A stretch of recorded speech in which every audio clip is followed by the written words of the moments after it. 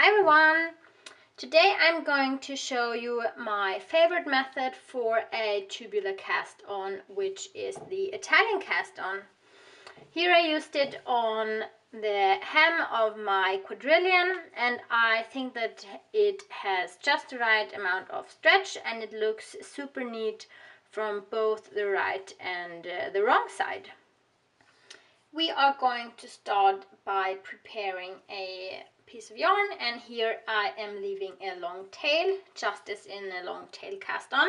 And then you want to put the tail over your thumb and the end that is attached to your ball of yarn over your index finger. And instead of starting with a slip knot, I am going to do a reversed loop like this. And I'm doing it by inserting the yarn from the right, and then I turn it to the back side. Okay, so this is what we are going to start with. And in the Italian cast on, you are going to cast on both knit and purl stitches. I'm going to start with a knit stitch, and for that I'm going to insert the needle under the yarn that goes to the thumb, then over the yarn that goes to the index finger, and then I'm going to secure it. For the purl stitch, I'm going to do it the other way around. So I'm going under the yarn that goes to the index finger, over the yarn that goes to the thumb, and then I'm securing it. And you would want to work first a knit, then a purl, then a knit, then a purl, and so on. So you change.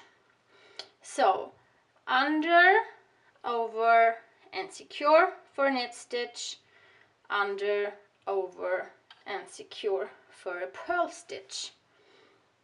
And like this you can just cast on the number of stitches that your pattern indicate.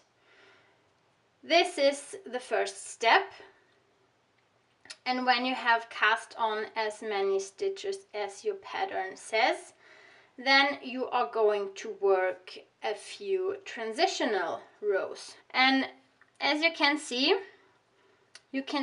for the knit stitches, they even look a little bit like the knit stitches, and for the purl you can see the bump quite clearly. So now I've turned around my work, and you really have to be careful to secure your first stitch because it's not really secured and could easily slip off.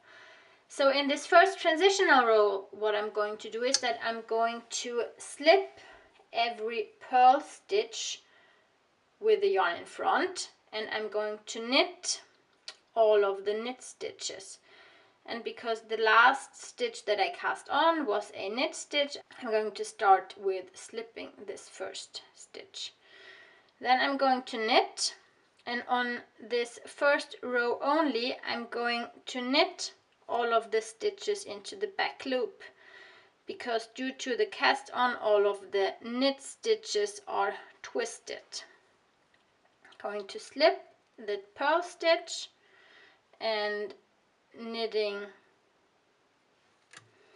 the knit stitch, slip the purl, knit the knit, slip the purl, knit the knit. And when I come to the end, this is a purl stitch, then I'm going to knit this last one as well. Then I'm turning around, and then I'm going to work my second row. This first one is a purl, so I'm going to slip it. And now in the second row, all of my purls are in the right direction, so now I can just knit them as usual. Slip the purls, knit the knit.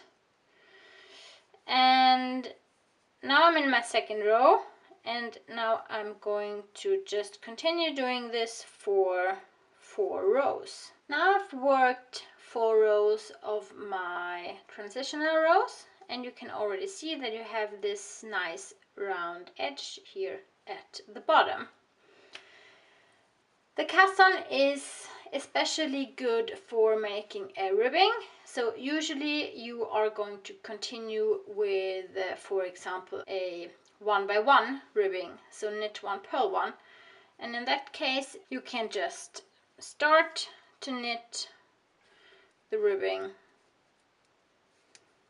as usual, and then you are done with your cast on. And this is what it would look like. And now on the wrong side you can just continue. But I also wanted to show you how you can use the cast on for a 2x2 ribbing. So I undid that row, and I'm going to treat this first stitch as a seam stitch, so I'm just going to purl it. And then I have my first knit stitch. And now in my cast on here, there's a purl stitch coming up, but I want to have a knit stitch because I want to go for a 2x2 ribbing. So I have to cross these two stitches, the knit and the purl. So I'm going to knit, I'm going to jump over the purl, and I'm going to knit the knit, but I'm leaving it on the needle. Then I'm going to purl, and then I'm sliding them both off. And now the knit stitch is to the right and the purl one is to the left. Then I can purl and knit as usual. And then I have to cross again. Then I'm going to insert my needle, grab the yarn, pull it through, and then I'm leaving the stitch on the needle and purling the one that was before. And then I can slide them both off. And then I have twisted the stitches or changed their order. Next one I can purl and knit. And then I'm going to change the order again.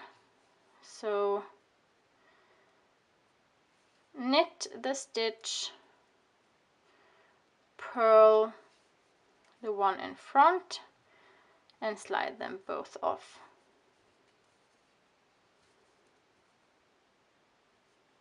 And just for the sake of it, I can do it with the last one as well.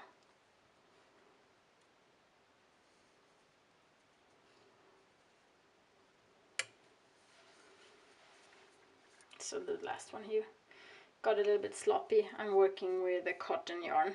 And now you can see that I have 2 knit stitches, 2 purl, 2 knits, 2 purl, 2 knits. So I'm just going to do the back row so that you can see a little bit better what it's going to look like now. And there you have it, your tubular cast on.